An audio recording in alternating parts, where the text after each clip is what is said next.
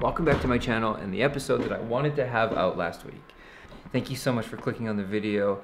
I'm really excited to share this topic with you because it's one that I don't think gets shared enough, number one, and number two, I think there's a lot of misconceptions around it. I've realized now that I've put the video together that there's a lot of information to swallow, and I want to give you a heads up as to what to expect.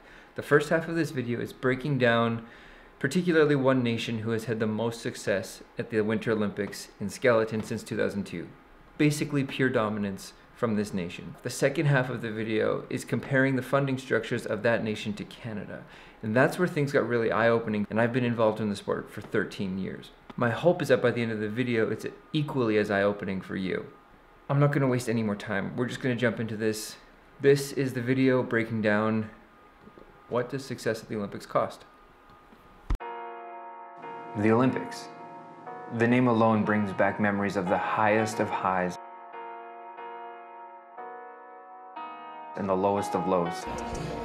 That's an Olympic moment right there. That's what these athletes train for, and that's how much it means. It is their life. But what you see at the Olympics every 4 years is quite literally the tip of the iceberg for every athlete, organization, and nation. So how does an athlete and nation prioritize properly to sway the balance of probability to their side? While there is no magic bullet, there is one nation that has been dominating the Olympics in the sport of skeleton since 2010, even 2006. And it may come as a surprise to you because this nation doesn't even have a track of their own in their home country. I'm talking about Great Britain. GB has had a lot of success in the Olympics dating back since 2002, medaling in every Olympics in either men's and or women's disciplines, starting with Alex Comer. While they don't demand that much respect outside of the Olympics, what they're doing for the Olympics is definitely working and worth diving into. Now, their success isn't without controversy, and I suppose that's a good place to start. Back in 2010, the powerhouses of women's skeleton were Canada, US, and Germany, with Melissa Hollingsworth, Amy Goff, Anya Huber, now Selbach, Kirsten Szymkowiak, and from the US, Noelle Pikus-Pace being favorites for medals. It would take a complete series of videos on its own to break down that properly, so I'm just gonna skip to the race winner. Amy Williams of Great Britain. As Szymkowiak looked on, 27-year-old Amy Williams was the winner. Who? Her name was relatively unknown in the skeleton world prior to 2010. She had never won a World Cup gold medal before in her career, or after the Olympics for that matter. To put it into context, of her 48 World Cup appearances, Amy Williams was only on the podium 3 times. That's 6% success, with 2 bronze and 1 silver, 0 gold. 2010 was her only Olympic appearance, and she won gold. To compare who she was up against, let's do it this way. Melissa Hollingsworth of Canada, 69 World Cup races, 31 podiums, success of 45% with 7 victories. Amy Goff, 30 World Cup races, 7 podium, 23% success, 1 victory. Anya Huber Selbach, 75 races, 35 podium finishes, 47% success, 15 victories. Kirsten Szymkowiak, 45 races, 14 podiums, 31% success, 6 victories. Noelle Pikus-Pace, 53 races, 25 podiums, 47% success, and 9 victories. I mentioned controversy surrounding GB skeleton.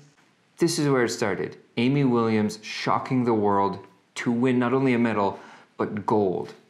So how did she do it, and what was the controversy? First, you have to know the layout of Olympic racing. Normally on the World Cup circuit, a race consists of 2 runs over in 1 day, and the winner being crowned the athlete who has the fastest cumulative time of the day. The Olympics are 4 runs over 2 days. The average run lasts about 55 seconds, the average length of a track, 1,500 meters. So the Olympic champion is the athlete who can navigate nearly 6,000 meters of track over 2 days and 4 runs the fastest. Amy Williams' victory in 2010 was by 0.56 seconds at speeds of over 143 kilometers an hour. Can you imagine how close that is? So what could possibly bring Amy Williams, with 3 podium finishes in her career, into the fold against women with a total of 112 podium finishes? It should be no surprise that aerodynamics play a huge role in skeleton. Suit and helmet design are heavily regulated, but those regulations also have many critical flaws, making them very gray and open to interpretation. I want to simplify these rules for the sake of this video, but know that the intent of the rule is this. Anything that has an aerodynamic advantage is not allowed. In 2010, there were protests about the helmet Amy used, claiming that it had dimples much like a golf ball, spoilers. I couldn't dig up schematics or anything to show that, but Canada and the US both filed separate protests. The Associated Press talking about Noel Picus Pace spending 10 years chasing a medal spoiled by a spoiler. The IBSF was then called the FIBT. They gave a statement that says, the protest was denied because the helmet in question was inspected by the jury. According to the helmet manufacturer, the spoilers are an integral part of the helmet. See what I mean about the rules being gray? Aside from the helmets having controversial aspects to it, their suit designs visually were very different than any other athlete. You can see that when Amy has her helmet on, her shoulders to her neck turns into a giant arrow tip. Some have called that an aerodynamic advantage, some think not, open to interpretation. Ultimately, nothing was found illegal in any of these protests or any of these designs. Fast forward to 2014 in Sochi, with Lizzie Yarnold now leading the charge. Amy had retired after 2010, Lizzie Yarnold has taken up the mantle. Lizzie has the same suit design. Lizzie's a little more careful about unzipping and taking the suit off before she stands up. You can see the comparisons here. Lizzie Yarnold wins gold, making it Alex Coomer winning bronze in 2002, 2006 Shelley Rudman winning silver, 2010 Amy Williams winning gold, 2014 Lizzie Yarnold winning gold. So that takes us to 2018. 2018 in Pyeongchang, same old song and dance. Controversy surrounding GB, this time it's explicitly with suit design. Their hood and chin zips are the same, nothing's changed that way. Every 4 years that suit comes out. They don't race with that in World Cup races. It's exclusively an Olympic suit. But this year, something seems to be different on the suits. Bring into the fold Lera D's and Dom Parsons. Without diving into this aspect too deep, this is how it unfolded in Pyeongchang. Lizzie Yarnold wins her second gold medal back-to-back, first time in skeleton history, and 3rd straight gold for GB skeleton. Lera D's and Dom Parsons shock the world, come out of nowhere, finish bronze. That means Team GB wins 3 of the 6 medals available in skeleton in Pyeongchang. 50% go to a nation without a track. Now, the purpose of this video is not to call into question the legality behind any of that. All we can do is trust that the jury did find nothing wrong and that there was nothing wrong with the designs. Everything was in accordance with the rules.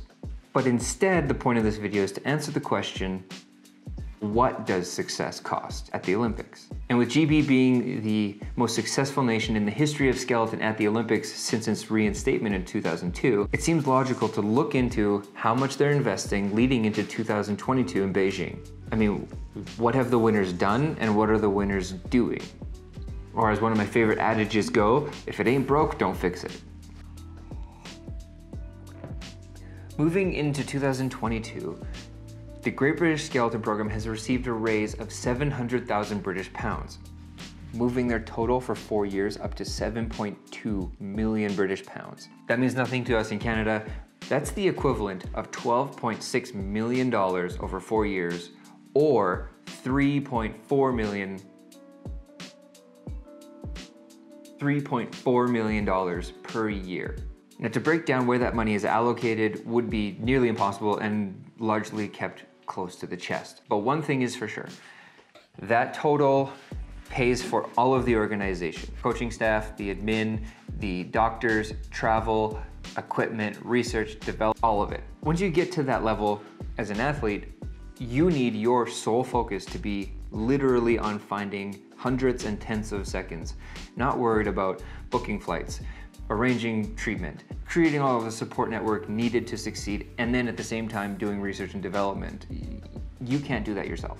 So that 12 million is exclusively for the program, to ensure that the program has orchestrated a situation and put their athletes in the best situation possible with the best competitive advantages possible, so that in 4 years, all they have to do is execute on 4 runs. So what about the athletes in Great Britain? It's great that they don't have to pay for travel or equipment, but they still have to be humans for the rest of the time. So they still have bills to pay, they have insurance, they have gas, groceries, they still have everyday bills, and they still have to be humans too. So how much do they get paid? For simplicity's sake, we're gonna break it down into 2 categories. UK Sport funds all of the sports in Britain, and they do it through a lottery. They've broken it into the 2 categories of Olympic medalists and potential medalists. If you were lucky enough to have won a medal for Great Britain in an Olympics, you're getting ready to receive between 36,000 and 60,000 Great British pounds a year. The equivalent in Canadian is $63,000 to $105,000 a year. And if you're identified as a medal potentialist in 4 years, you're looking forward to paychecks equaling 23,000 to 40,000 Great British pounds a year, the equivalent of 40 to 70,000 Canadian a year. It's worth noting quickly that GB doesn't necessarily pay for a medal, so they pay their athletes more throughout that time. How does that compare to Canada? This is where things get very bleak and eye-opening, I hope. First, let's look at organization funding. The organizing body in Canada is BCS, Bobsleigh Canada Skeleton. Let's start with what we know. Team GB received 3.4 million Great British pounds, about 6 million Canadian, leading into Sochi. What did Canada receive? 3.5 million. After a lackluster performance, how did that change things leading into Pyeongchang for Canada? Canada went from 3.5 million to $736,000 for the 4 years, not per year, in total. Year 1 of that quad, they were allotted only $20,000 for the entire program. And that was actually for the rehab of one of the skeleton athletes. Couldn't be used on anything else. That's $184,000 per year. To put that side by side, the Canadian program over 4 years received the equivalent to 3 months of GB funding. 3 months into the quad, Great Britain already had received enough money and enough funding to pay for the entire Canadian program for the 4 years. And taking just the first year of this quad into example, Canada was allocated $446,000. Great Britain, with their raise, is getting $3.5 million this year. Canada's funding is 14% that of Great Britain's for this year.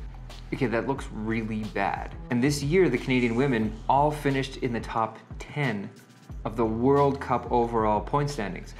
The Great Britain women, 11th and 12th. And the 2 men in Canada finished in the top 20, 8 and 16. The GB men finished 6 and 11. So we must be doing something right? It must come in the form of payment for our athletes. There's no other way to make up the 86% deficit that our organization body gets funded. Using a similar breakdown to the Great Britain program, Canada uses senior and development cards. Senior cards are typically reserved for athletes who finish top 10 in the world and or have an Olympic medal. That's a big generalization because every sport is different, but it's pretty fair to say. So how much money does being a top 10 in the world in your sport make you as a senior carded Canadian athlete? $21,180 a year. And what about a development athlete? $12,720 a year, or $1,060 a month. Now, historically, this has been tax-free, which is great, but I mean, it's laughable compared to Great Britain and other nations. The scary thing about these totals for Canadian athletes is that that is a raise and has been perceived as a good thing. Some of these comments are just insane, made by Canadian athletes. They're excited that now they can pay to rent their own lane in a public swimming pool. You might be thinking that there are intangibles that I'm overlooking or not bringing into the picture. For example, Canada has 2 skeleton tracks in Calgary and Whistler. We also have 1 of 4 start facilities in the entire world located in Calgary in the Ice House. And yes, that's true. for now. The Calgary track is on the verge of being closed forever. That would be removing 50% of the reason why Canadian athletes have been able to lead and even pioneer sliding sports. In fact, since 1988, over 20 Olympic medals have been won directly due to the Calgary track and its involvement in development of athletes in Canada. And in 2006, Duff Gibson, Jeff Payne, Paul Bowen, Melissa Hollingsworth, the other Canadians, they unveiled a new start technique that literally to this day, every athlete in the world uses, the one-handed push start.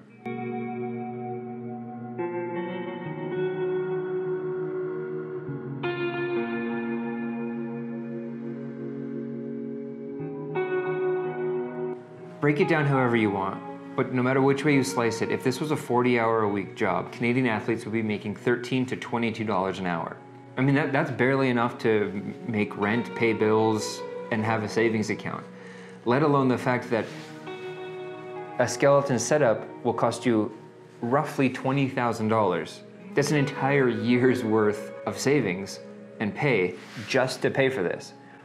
That has nothing to do with research and development, chiro, physio, travel. Canadian athletes have to pay for their own programs. That's where the part of the 86% difference between organization body funding comes from. Canadian athletes pay about $20,000 a year just to go compete for Canada. And they only make, at most, $20,000 a year. So that gives you no ability to research and progress your own understanding. Remember, GB invested $6 million into suits and considered it worth it. So with virtually no funding and no venues, it forces athletes in Canada to ask a very important question. What does success cost at the Olympics?